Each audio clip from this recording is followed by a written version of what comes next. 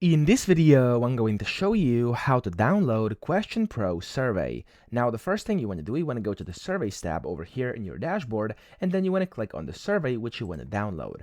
Now, when you do this, the edit mode will be enabled just like that, and then you want to go to the Tools tab top right, and from here at the very bottom, it says download. So you have three options. You could download it as a Microsoft Word, a PDF, or you could print it right away. So I'm going to click on PDF over here, and as you can see, it's going to start downloading, and there we go, it's going to open it as a PDF directly in my separate tab. If I were to select Word over here, so Microsoft Word, it would download that as a Word document, and of course I could go ahead and open that as well. That's also an option. Or if you want to just download data, you can also do that. You want to go to Analytics up top inside your survey, and then under Manage Data, you want to go to Export, and then from here you can see at the bottom under Raw Data Export, you can select if you want either Excel or comma separated values, and then click on Download, and this is going to download your data only. So that's how to do it. I hope this video helped you out. If it did, please subscribe to the channel and help me out as well.